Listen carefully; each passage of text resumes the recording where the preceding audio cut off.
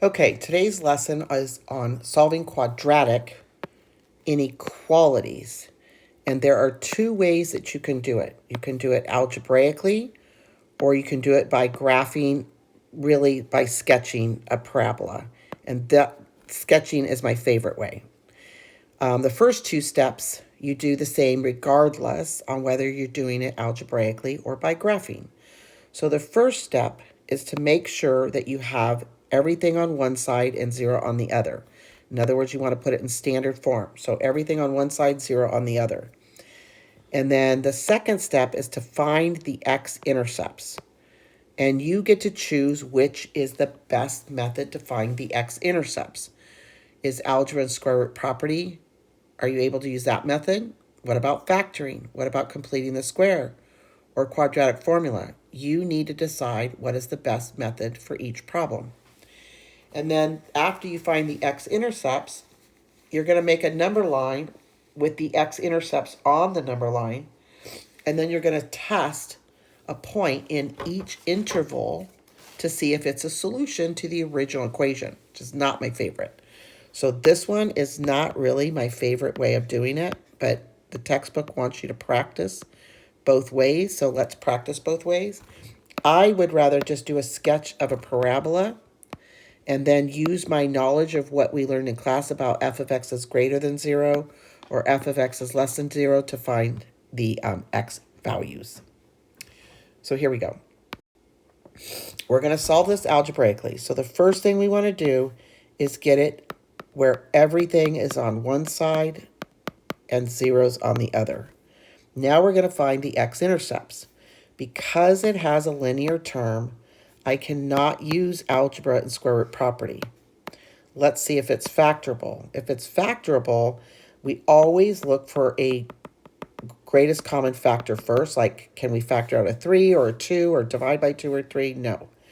It is a sad trinomial, so we're going to use guess and check and guess and check. We're going to temporarily change the inequality to an equals.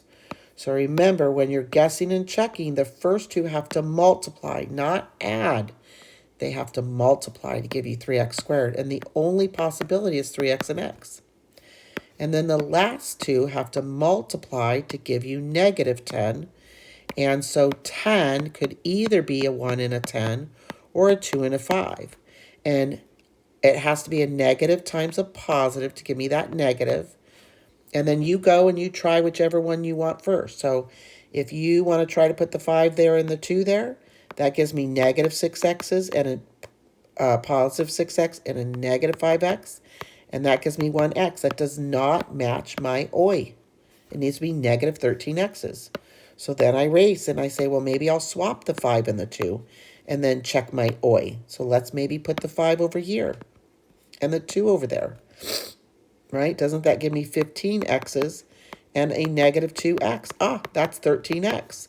So I just need to fix my signs and then double check to make sure that everything's good. So that gives me negative 15x's now and a positive 2, and there we go. So it was factorable, right? That's your sad re-engineering FOIL.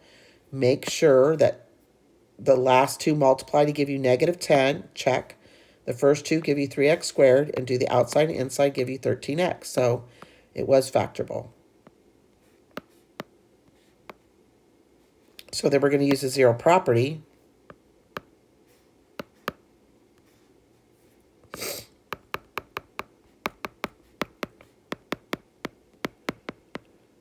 And our two x-intercepts are going to be negative 2/3 and 5. So this is the work that we did for step 2 to find the x-intercepts.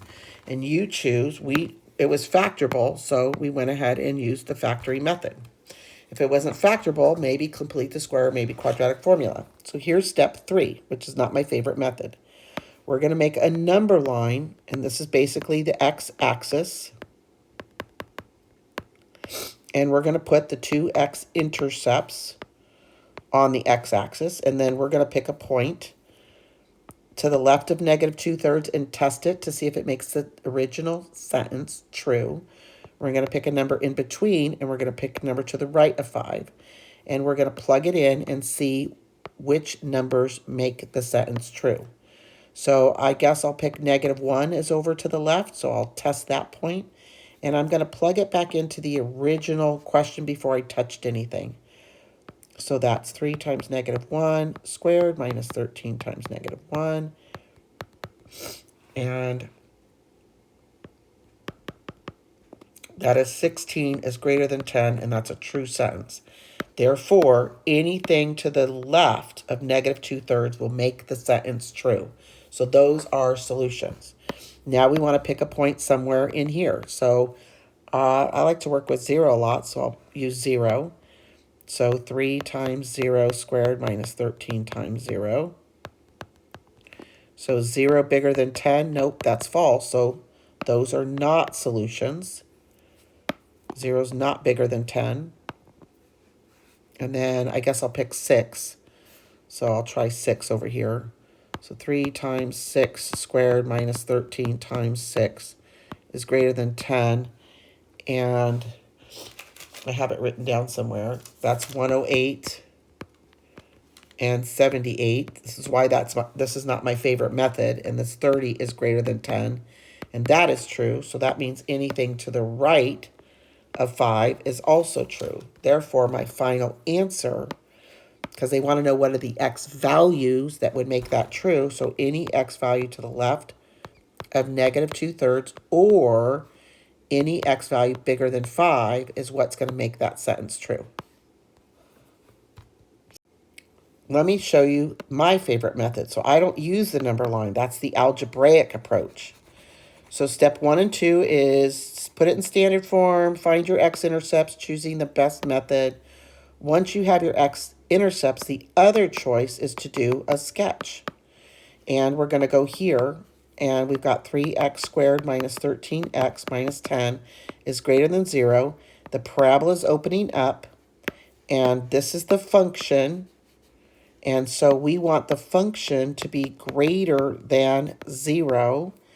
And we're going to make a sketch with -2/3 and 5 as my x-intercepts. The parabola is opening up, so I'm just going to draw a sketch. And then I want to know where the function is bigger than 0. So isn't that when the y values are positive? And the y values are positive when you're above the x-axis. And therefore, the x values associated with those y values are to the left of -2/3 or to the right of +5. So you get the same answer, but you don't have to do that plugging and chugging stuff. So I like doing the sketch strategy.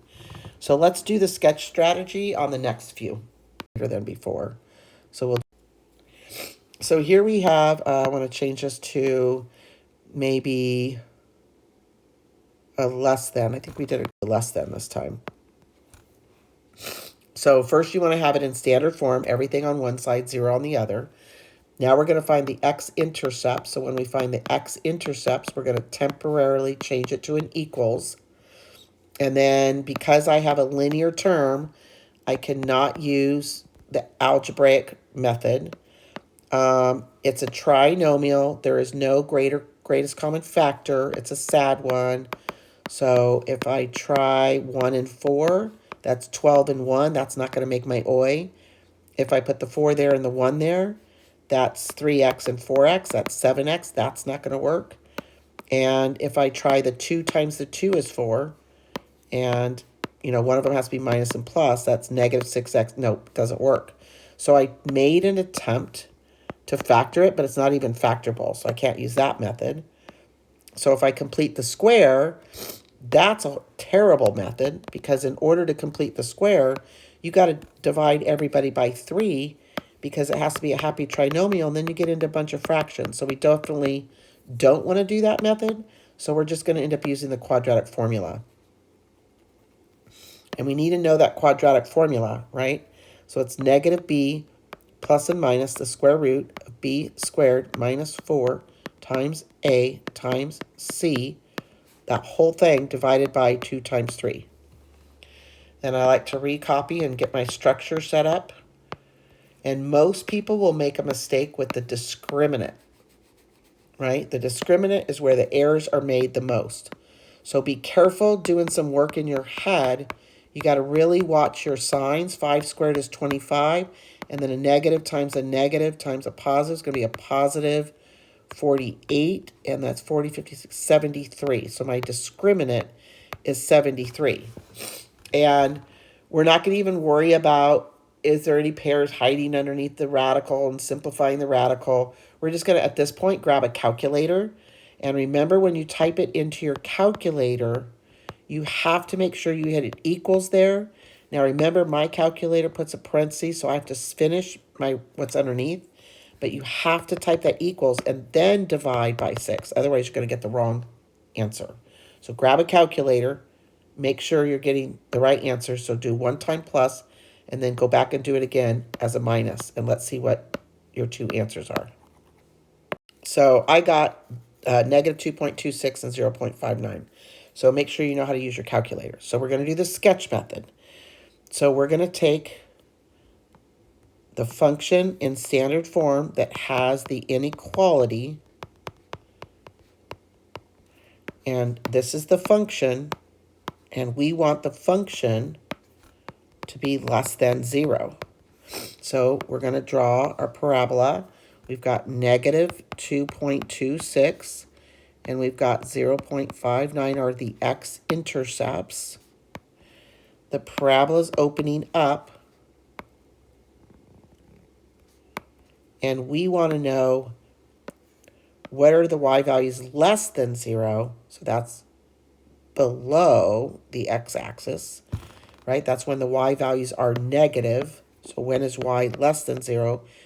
Means when are the y values negative, and then what are those x values associated would be in here. So our final answer would be the numbers that are between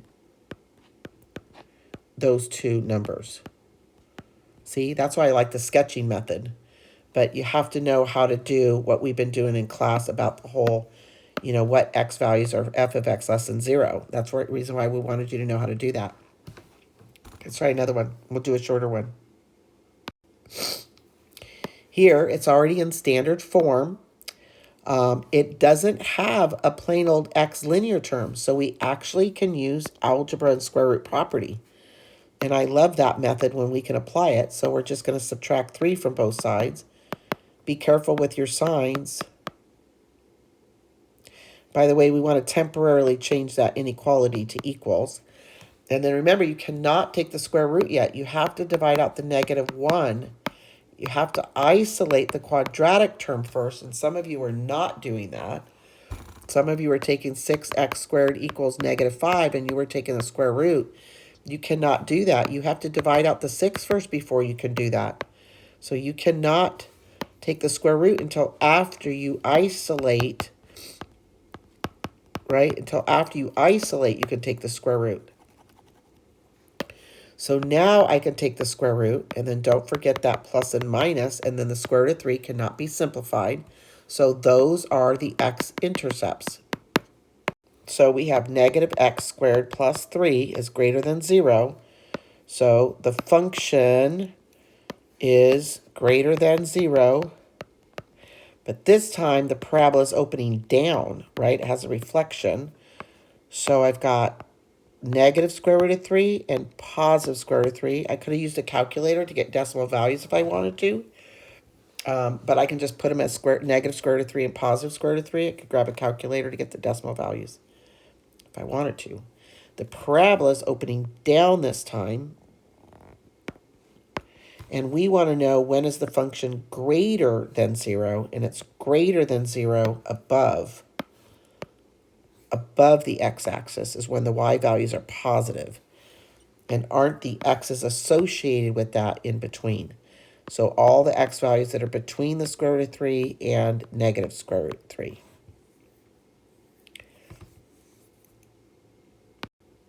Last one. It's got to be in standard form. So everything on one side, 0 on the other. We cannot use algebra and square root property because it has a linear term. So we cannot use that method. If we wanted to use a quadratic formula, a would be 6, B would be -8, and C would be 0. But it's silly to use the quadratic formula because it's going to take too much time, because this is a regular binomial. This is a regular binomial. It's not a difference of squares, just a regular one. Don't they both have a 2x in common? We're going to temporarily make it an equals instead of an inequality. And so 2 times 3 is 6. We need another x to get up to x squared. And then we need a 4 times 2 and no more x's. So we need we need to learn how to factor a regular binomial. And then we can use the 0 property.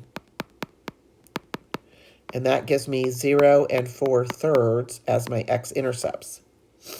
Then we go to 6x squared minus 8x is less than or equal to 0. And that means the function that we're working with is going to be, we're just going to look at it from the less than 0 perspective. And it's opening up. So 0 is here.